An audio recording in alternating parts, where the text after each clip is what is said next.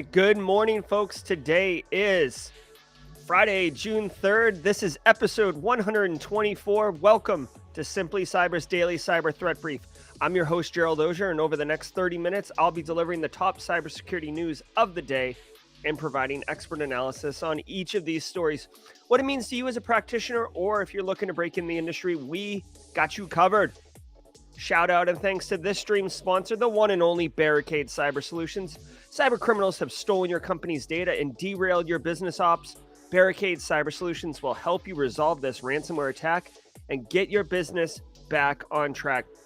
Make sure to check out Barricade Cyber at their website. Eric Taylor is probably in chat. You can get him on Discord. He's the CEO over there.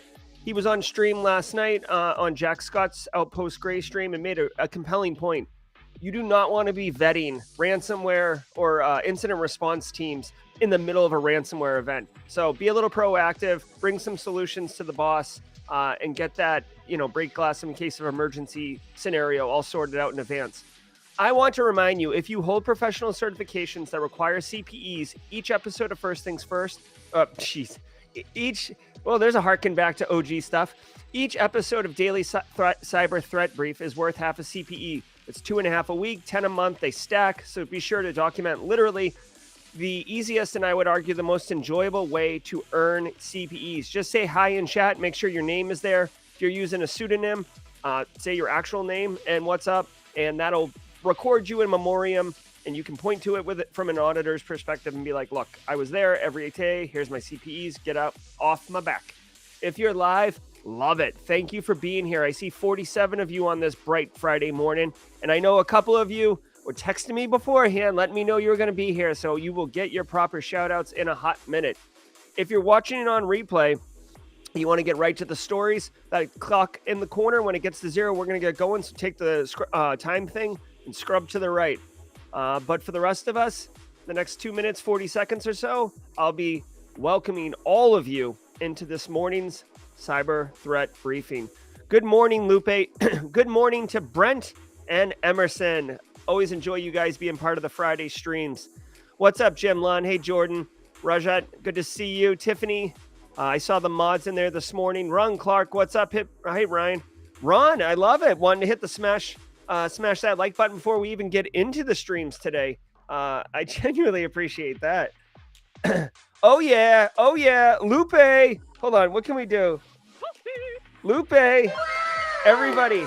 Lupe Peterman with the job. Nice job, Lupe. Super excited for you. Can't be happier for you. Congratulations. All the best. Lupe, I want to remind you that I have a video on the channel on how to crush your first 90 days. It's one I did with Stefan Semmelroth. If you need, I can point you to it. But I'd encourage you to check it out and take advantage of all those best practices that are captured in that video, so you can just absolutely dominate at that new gig. What's up, Chris Weaver? Tom Pike. What's up, Tom Pike? Been a minute. Tom Pike of Expel. Love it. Josh Mason, Devmeister, good to see you guys. Shane Prevost in the car with the kids. Actually, Shane, I'm curious. Is school out now? It's out here. Shout out to Matt Miras. Good to see you, Matt.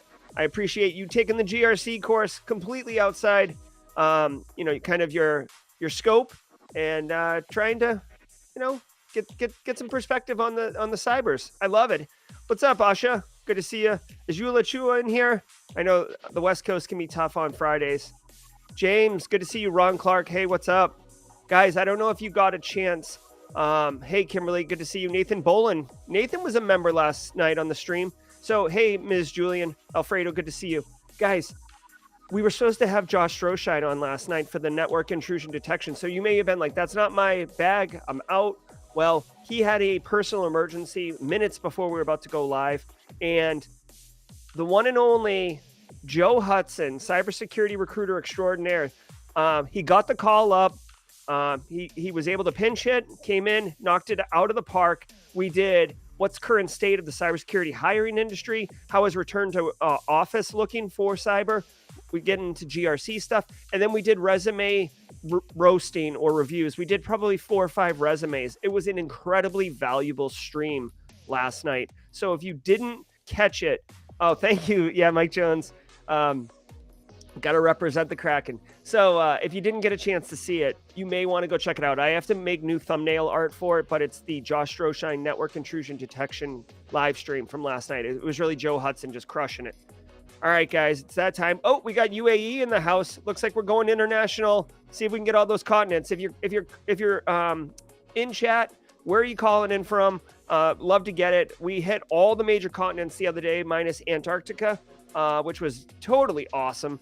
So love it, love it, love it. Actually, let's get some Finfrock loving it on a Friday. I'm a crypto evangelist. I love it, love it, love it. Thank you, Charles. Okay, guys, so I got my coffee. Hopefully you got yours. The French roast is pumping. The agave is hot. If you want to follow along, we are going to cisoseries.com for the headlines. Let me turn off this future pop music, and let's get into it, y'all. From the CISO series, it's Cybersecurity Headlines. It's Friday, June 3rd, 2022. Leaked Conti chats confirm gang's ability to conduct firmware-based attacks. The analysis of Conti Group's chats, which were leaked earlier this year, revealed that the ransomware gang has been working on firmware attack techniques which would give threat actors significant powers since they are hard to detect, are highly destructive, and attackers can use them to achieve long-term strategic goals. Researchers from security firm Eclipsium discovered that the Conti ransomware gang was working on attacks targeting both UEFI/BIOS and the Intel Management Engine, ME, or Intel Converged Security Management Engine, CSME. Yeah, this is not good, y'all. Okay, so, this isn't good if they get stuff like that going. Okay, so here's the deal. Here's the deal, y'all. Okay, so firmware is kind of like it's like the underlying. I don't want to call it an operating system, but like it's underlying code that is kind of baked into chips, and you can flash it and stuff like that. But it's really supposed to be non-volatile, right? So think of like the operating system on a router, or anything like that. It's firmware, right? So usually when you change firmware, you flash the entire firmware. You don't like kind of incrementally change files on it.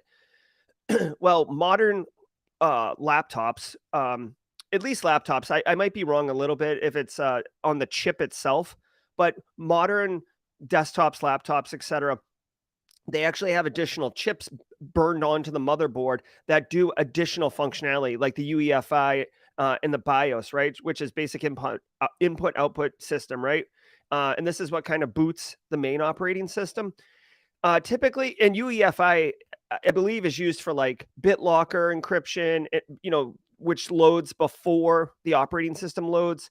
So what is this all to say? Well, normally we didn't really worry about that because it's kind of niche and not well understood. Well, Conti has like infinite money at this point, and they have talent, and they're a full criminal enterprise. And if they're looking, there has been some minor research around attacking firmware, right? I'm almost positive like Malware Inspector wasn't really at the firmware, it was at the chip and how the chip executes. But like there's been some big news stories around firmware attacks, but nothing like kind of crazy. Usually when you attack firmware, you flash it, PHLASHING, flashing, and you basically like brick the device because you burn out the firmware. You don't exploit it, right?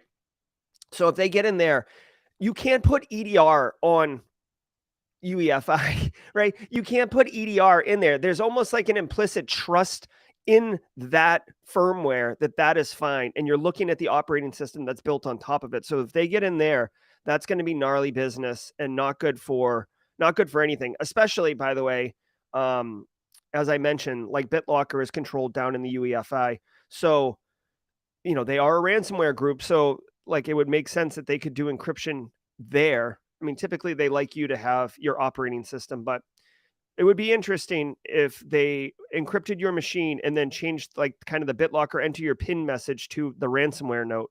Very interesting. Unisoc chip vulnerability affects millions of Android smartphones.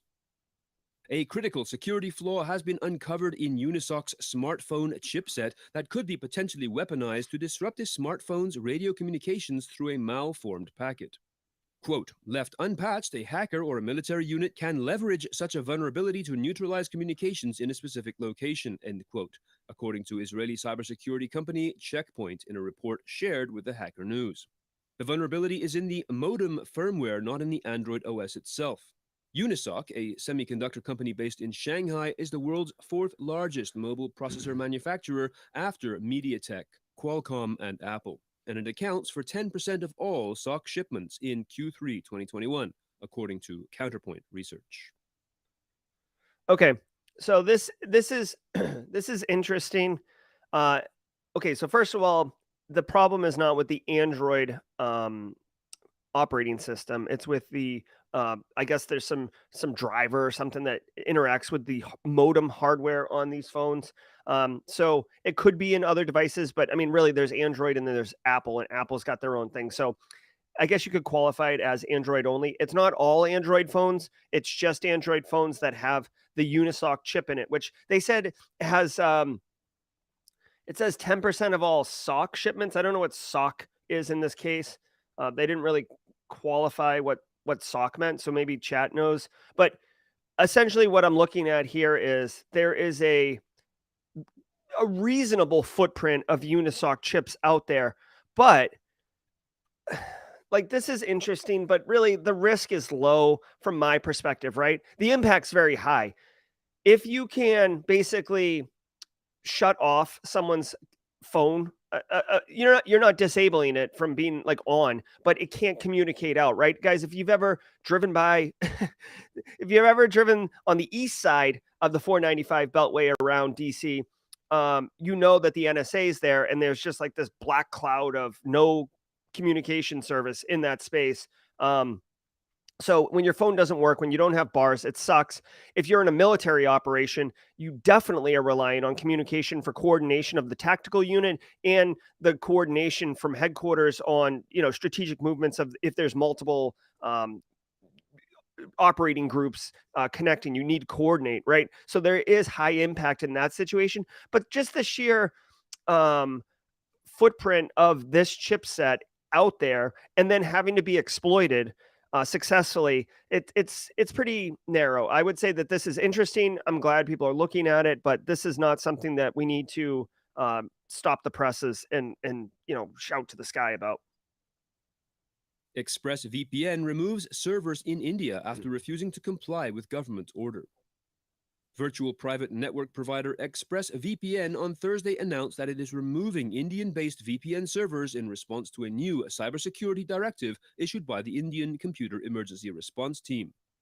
In a statement, the company said its users will still be able to connect to VPN servers that will give them Indian IP addresses and allow them to access the internet as if they were located in India. These virtual India servers will instead be physically located in Singapore and in the UK. This development comes in response to controversial data retention requirements that are set to come into effect on June 27th of this year in India that mandate VPN service providers store subscribers' real names, contact details, and IP addresses assigned to them for at least 5 years. Okay, so this is one of those stories. It's a real story here, and it can be very polarizing. So ExpressVPN has a huge footprint. Think about it from just the business perspective for a second, guys. India is saying, okay, we have these requirements. If you're going to operate your business in our country, you need to comply with these requirements, which the underpinning requirement is that you collect information on your users and make it available to the government, right? The whole thing behind a VPN is that, there's multiple reasons to use a VPN, but one of them is for kind of anonymity, right? Privacy. So this would violate that privacy. So ExpressVPN is going to be losing market, right? Losing revenue, losing market share on the principles that they are not going to violate their customer base's privacy, right? So somebody at ExpressVPN had to make a business decision around lost revenue.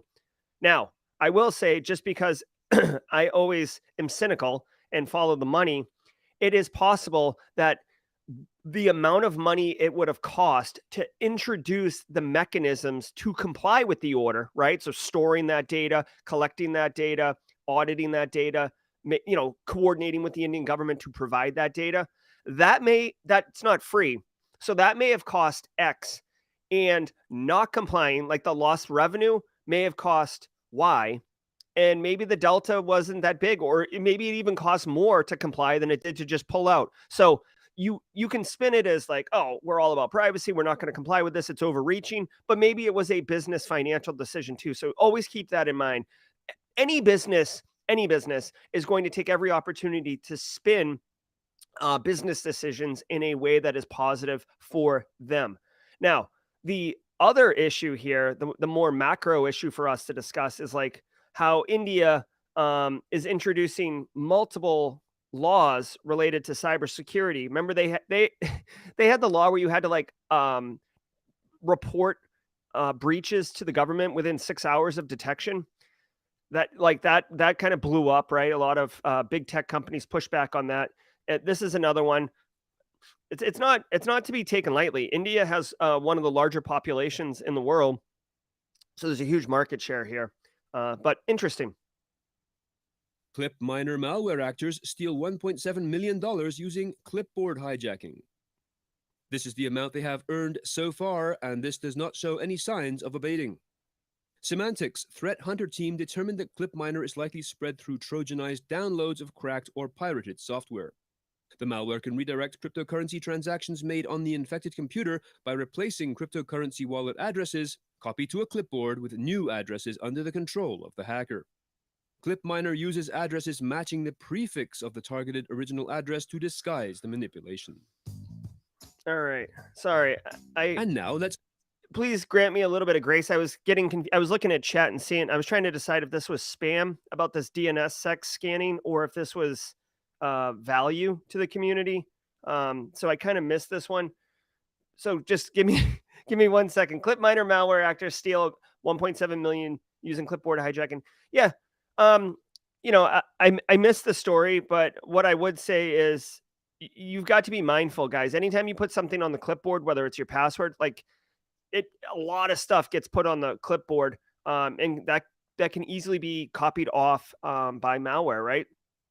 So it's spread through cracked and pirated software. I tell you this all the time, y'all. Make sure you're educating not just your end users, but also your friends and loved ones, especially younger people, right? I'm looking at you age, I'd say 14 to 22 about cracked and pirated software. No judgment, right? I was a kid. I downloaded pirated software and or allegedly downloaded pirated software. And it's because you don't have access to credit card, you don't have access to money, you don't want to spend money on these things. You want the new thing, whatever it is. And unfortunately, Trojans, that's how they operate. They appeal to you with something you really want, and then they bake in something that you have no idea and you absolutely don't want. So $1.7 million is no slouch of a day. I am kind of curious how they were making the money. If they were just, again, I'm sorry if I missed it, but I'm curious how you make the money. Like, were they stealing credentials or something? I don't know. Just be mindful, guys, of cracked and pirated software. Educate your end users. And by the way, when you educate end users, don't spin it as you're not allowed to do this. Spin it as, hey, be mindful of downloading from like unknown websites or software that says it's supposed to be a paid software and you're getting it for free. Like these, and then send them this story and be like, you could have your bank account emptied. Are you into that? Like, do you want to pay $30,000 or whatever your bank account has in it for Adobe Premiere? No, just buy Adobe Premiere or use an open source option or something like that. But come on, Carl. Allegedly. All right. So it's time for the midstream advertisement. I'm trying to introduce this really quick, guys. If you don't know, I've been talking about it a little bit. I launched the Instagram channel or whatever earlier this week on Monday. It's Gerald Dozier, Simply Cyber. There'll be content pushed out there. You can see these things are adding some value. I'm open to feedback, constructive criticism. But I'm really into you guys going and I guess following is the term that they use on the gram. Follow it. I'll be putting stuff there very regularly, including behind the scenes stuff. And once I figure out how to how to reel, uh, so anyways, give it a follow. I genuinely appreciate it. It helps Simply Cyber reach more people, which is really the goal, to get this information, get this knowledge, get this community in front of more people so that they can, basically be able to take advantage of all the great stuff that Simply Cyber is doing. Thank today's episode sponsor, Feroot. Feroot.com. That's Feroot. Hey, Saudi Arabia. What's up, Brian? Thank you, Kimberly. I appreciate it. Microsoft blocks Polonium hackers from using OneDrive in attacks. Microsoft says it has blocked a Lebanon-based hacking group it calls Polonium from using the OneDrive cloud storage platform for data exfiltration and command and control while targeting and compromising Israeli organizations.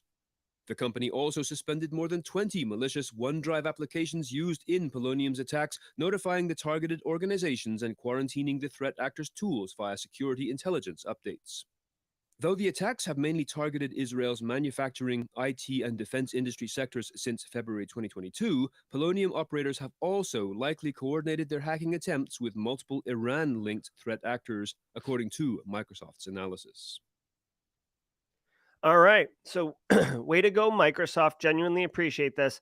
Guys, OneDrive, Google Drive, Dropbox, all these file sharing services are typically allowed for access into the environment. Like no organization is going to set up a explicit deny firewall rule saying that you cannot access OneDrive or Google Drive, right? Furthermore, it's a web-based access, so it would be going over port 443 to get a little bit more technical.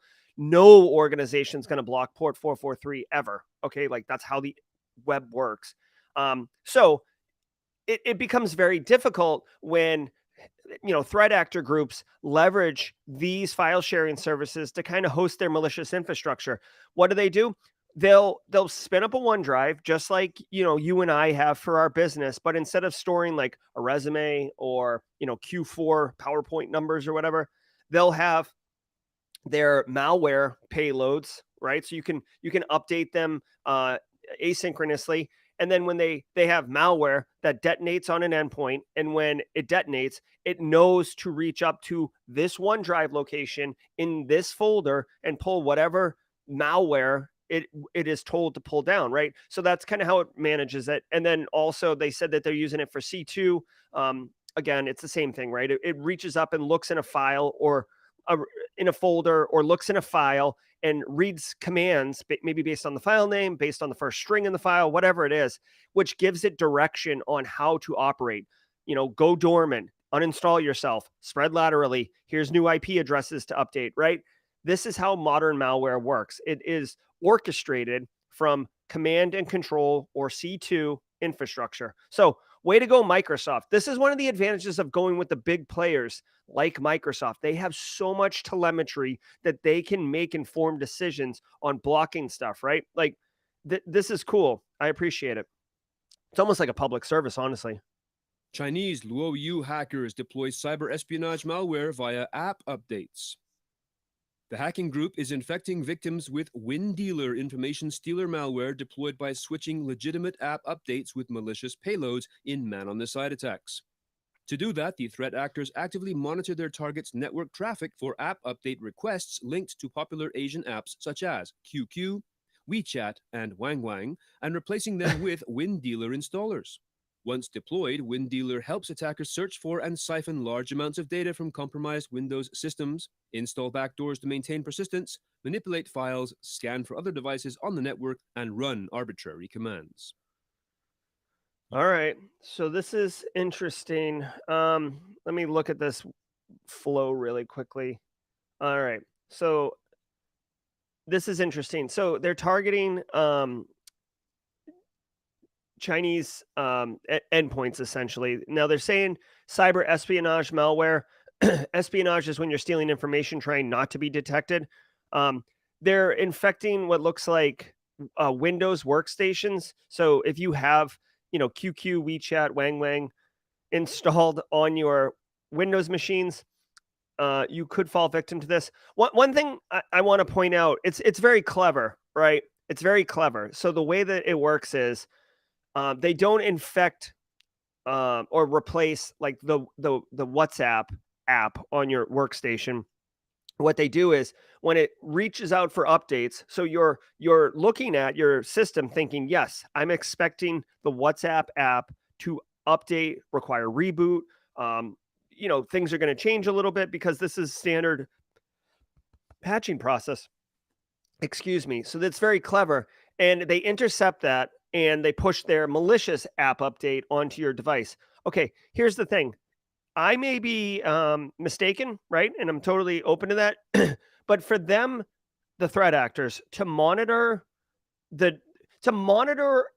network traffic, which is what they said, and intercept an app update, you'd have to be either on the endpoint already or to watch the network traffic coming out of the NIC itself, right, on the endpoint, or you'd have to be on the victim organization's network, whether it's the home network or it is the company network, or if you set up something at like Starbucks and you're hoping for like a drive-by hit. Long story short, you have to be in between, the endpoint and the update server to monitor their network traffic and intercept it. They said man on the side, which I haven't heard that before, but it's like man in the middle. Long story short, there already has to be compromise occurring. This isn't like some crazy like remote code execution, non-authentication kind of attack. So, it's an interesting way to push additional malware, but I feel like you may have already compromised the endpoint at that point. So maybe that's why it's espionage, because you're trying to be super subtle about how you're pushing new stuff onto the endpoint.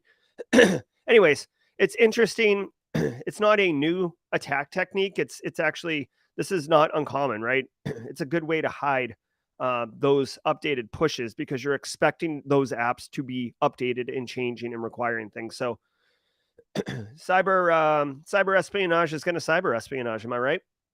U.S. cybersecurity officials issue notice on Karakurt extortion group. A trio of U.S. government agencies on Wednesday issued an advisory with technical details related to the Karakurt data extortion gang, warning that the group has created significant challenges for defense and mitigation. Karakurt, Karakurt, also known as the Karakurt team or Karakurt layer, doesn't destroy or encrypt victim files. Instead, the group steals data and threatens to publish it with known ransom demands ranging between $25,000 and $13 million in Bitcoin, according to the notice published jointly by the FBI, CISA, the Treasury Department, and the Financial Crimes Enforcement Network. According to multiple independent cybersecurity researchers, Karakurt is part of the Conti ransomware group. And now you're okay. That's it's kind of weird, right? Okay, so the Karakurt group, all they do is exfil data and sell it. So they're kind of like one half of the double extortion scam, except they don't do the encryption. Now, my initial thoughts when I was hearing the story is like, okay, like it must be easier to do data exfil than to successfully deploy ransomware, or they're seeing a depreciation on return on investment for spending the time and effort to actually encrypt all the stuff and then deal with the negotiations and ultimately get paid or not get paid. So maybe that's why they're doing data exfil. The fact that they're part of the Conti ransomware gang is confusing to me because Conti is doing extortion through encryption and data exfil. So I don't see how they're part of it. Also interesting, I wonder, like part of my thought process here is I wonder if they're more interested in data exfil and extorting it that way and not ransomware because of the amount of heat being turned up on ransomware right now. Like, is it too hot for threat actors to be dealing with ransomware, even though ransomware pays out like massively? It makes me wonder if that's the deal. But their ransom demands for data exfil ranges from 25,000 to 13 million. That's a significant range, I might add. But usually, I'll say this last bit in case you didn't know, usually the more advanced ransomware threat actors, or in this case, I guess data exfil threat actors, will do a little bit of research on their victim. Oftentimes, they don't even know who they got. So they'll compromise someone, not know who they are. They'll dig in a little bit. They'll analyze it. maybe they get into emails and stuff, and they'll figure out like what's the annual revenue essentially for the victim organization, and then they'll make the ransom demand or extortion demand commensurate with maybe 5 to 7% of what the annual revenue of the business is, right? Simply because if they attacked whatever, like who's in chat right now, Joel Belton has a if Joel Belton has like a mom and pop ice cream store, right, that makes, it's a good lifestyle business. It makes like $1.2 million a year, just gross. And then, with profit, whatever, a couple 100,000, like asking for $13 million is laughable. That like, you're just going to move on. So it needs to be a ransom or extortion fee that is worth the time of the threat actor, but not ridiculous for the victim, right? So that's the deal. Good job, Joel, with that ice cream shop. All right, so that's Karakurt. Karakurt is Conti extortion gang. Yeah, basically. Yeah, so all right. That's a lot of scoops of ice cream, I'll say. Y2Q update. Researchers claim quantum device performs 9,000-year calculation in microseconds. Researchers in Canada have conducted a quantum computing experiment that they claim completes a calculation in just a fraction of a second that would take a conventional computer 9,000 years. Jonathan Lavoie, an experimental physicist at quantum computing company Xanadu, along with his colleagues, reported the results from a device designed to sample an unknown probability distribution of light passing through a network of optical fibers. Their findings were published in the magazine Nature, whose editors pointed out that the experiment was important because programmable photonic processors were closer to the form that a quantum commercial device might take than other previous proof-of-principle quantum computing experiments. Remember? All right, so there is a commercial race, if you will, towards quantum computing, right? We are not anywhere near going down to Best Buy and grabbing a a Raspberry Quantum Pi, right? We're a million miles from that. But this research comes out. Now, this group claims that they did this massive calculation in a fraction of a second, which is cool. I do want to point out that IBM, according to this, contests the legitimacy of this research. So it's mired in controversy, whatever. Like this to me is like interesting in that quantum computing, there's multiple people working on it. There's going to be a lot of money in it, obviously. So keep an eye on it. This is coming from a cybersecurity perspective. It is going to kind of mix things up a little bit, but guys, even when they develop a quantum computer, it's not going to be mainstream ready for a very long time. Like I would guess that like I will be out of industry, if not in the ground, by the time quantum computers become a thing of any mainstream adoption, right? Like labs will get it first, big think tanks might get it, governments obviously will get it, but we're not anywhere near like endpoints having quantum computers. Would you even need it, right? It would have to be super affordable and have some practical application. And you'd have to have like Windows Quantum OS to run on it. And then all the apps would have to be written because modern computer architecture is binary, like zeros and ones, right? Boolean. And quantum is trinary to invent a word. It's 3 bits, right? It's 0, 1, and 0, 1 at the same time. So this just continues to be like a hot area of research. I'm sure you're going to see a lot of speculation, controversy, and bullcrap research coming out and legitimate research as well. So we'll see how it goes. All right, guys, that is doing it for Friday. Not super spicy today. I hope you enjoyed the stream. Just a reminder, later today, I will be doing the squad. I think that was there yesterday too, William Helsel, but I love hitting that wow button. Join us today at 4 o'clock for What's on Your Radar. I will be myself, Eric Taylor, and one other senior cybersecurity professional will be talking about a topic that has caught our eye. Spoiler alert, mine is this company that's claiming that they can essentially ensure that you cannot get ransomware. I find that claim to be foolhardy, and I want to investigate it and share with you guys what I have discovered regarding that particular piece of tech. I don't know what Eric's doing. I don't know who our third person is, but we'll see. We're having a good time. And I don't know, like the pilot window for radar is coming to a close. So we'll be determining whether or not what's on your radar becomes a mainstay of Simply Cyber, or if perhaps we shake things up and introduce a different show format in its place. We'll see. That resume review last night was pretty well. People got excited about it. So maybe we'll do something like that. Have a great weekend, Jim, Joel, Cybersec, Kevin, Jessica Probst, Lupe. Really enjoy the weekend. Celebrate. Hey, Don. Everybody, thanks so much for your time. Jump over on the Discord server to keep the conversation going. And yeah, Kimberly, mixing it up. All right, we'll be good. Thanks, everybody. It's Friday, June 3rd, episode 124, I believe, of the show. And be good, everyone. Cheers.